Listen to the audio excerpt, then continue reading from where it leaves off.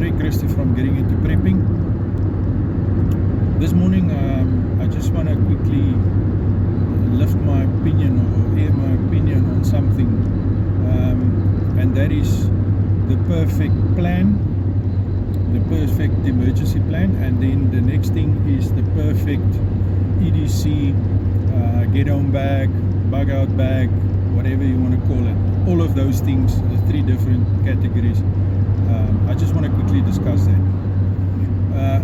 I've been watching a lot of videos on these topics, on the plan and the equipment or the gear, and I came to a conclusion. The first thing is that is there an ultimate or a perfect bug out plan? Now, according to me, the short answer is no. There is no such thing. There's no one fit all type of plan. There's no perfect plan. No one can tell you whether your plan is going to be perfect or not. No one else can give an opinion on your plan, because that is your plan. So if it works for you, or you think that it's going to work, that's your prerogative. The thing that I've seen, there's a lot of people that's coming with a lot of stories, especially the planning and the gear, that if you do not do a plan in a certain way, it's not a good plan. If you do not have this, that, and the following gear, it's wrong. I'm going to tell you that is a load of BS. Like I said, the plan is your plan. My advice on that plan is go and sit and do an evaluation, do a threat analysis. In other words, go and sit and look at what is your most probable situations that you're going to encounter, and based on that you will make your plan. For instance, if you live in an area where there's a lot of fires, then obviously you need to plan around fires.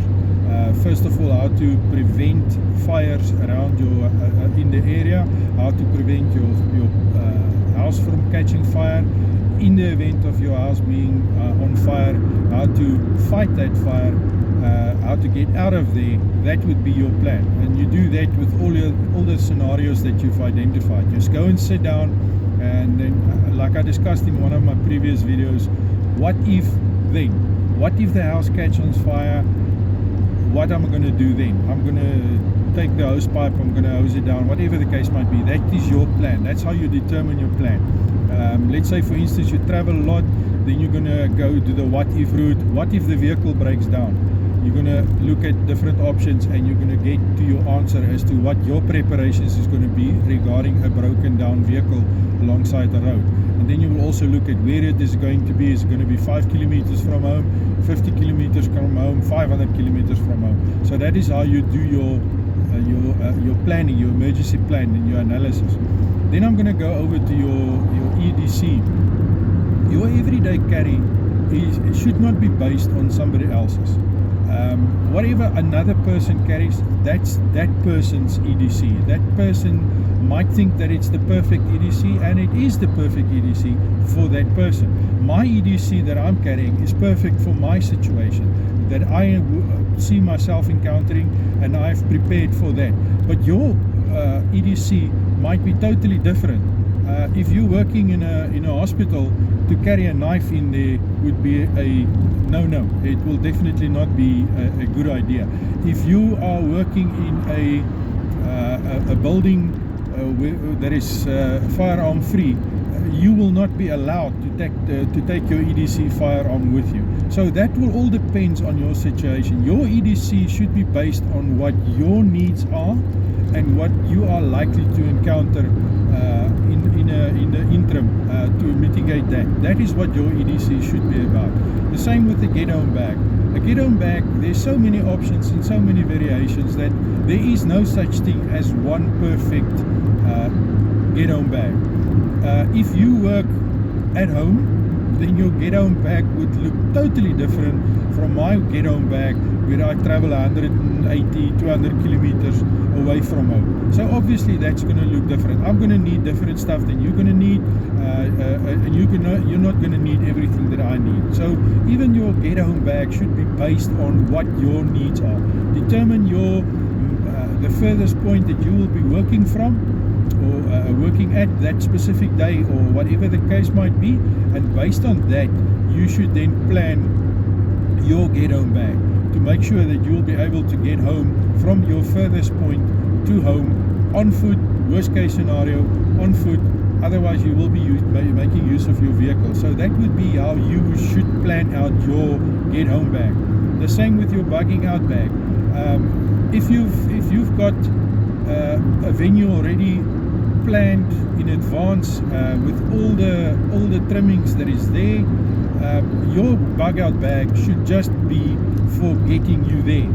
If you are in a scenario where your bug out plan is to go into a wilderness area, your bug out bag will look different from the person that I just described. The first scenario where this guy just need to get from his home to his bug out location, where you might have to travel further or shorter, whatever the case might be. So even your bug out bag should be unique to your needs and your situation. Once again, you go and look at the scenario of bugging out, what is your plan and what you need to make that plan work.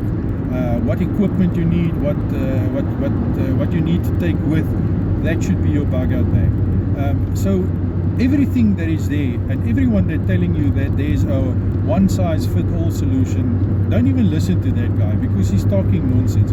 He probably wants to sell you something. He probably wants to tell you to buy this, that and the following product, and if you don't have that, you're not a real prepper, or whatever the case might be. That's nonsense. Just make sure that your kit that you've got, your plan that you've got, is fit for your situation. That is what you need to do. You just need to make sure that you are able to manage the situations that you foresee. So that's just my short 5 cents worth on this issue.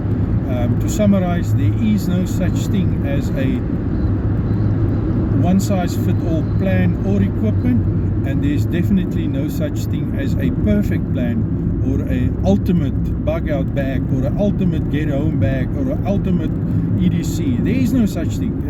It might be the ultimate for that person and for his needs or her needs, but you need to do your own planning. You need, and that's one of the reasons why I don't like buying pre-packed bags and EDC and whatever. I don't like that. Do your own stuff. You decide, this knife, do I need it or don't I need it? If you don't need it, put it one side. If you do need it, make sure that it's part of your planning. This pair of pliers, do I need a pair of pliers? No, I don't need a pair of pliers. Set it aside if you don't need it, put it in if you need. So that's how you must do it. You're supposed to do it. Just go and have a look at what your needs are and what your equipment is that you'll be needing to satisfy your needs in that situation. So yeah, that's just my 5 cents worth. As I said, go and analyze your own situation, and if you can build your own bag, you can get a pre-packed bag as a good start. That's probably the easiest way to do it, is to get a good start. But then once you've analyzed and you've used that bag, and that's very important, train with your stuff and make sure that you know what's in your bags, you know what you need and what you don't need, so that you can take it out or put it in when you do need it. So just make sure that you practice with it, get practical, be outside and practice with your bags to make sure that you know what's going on and that you can actually do it. So that's my bit of input on that. I hope that you did learn something and that you can use some of the information that I'm sending out to you guys. Until the next one, keep on prepping.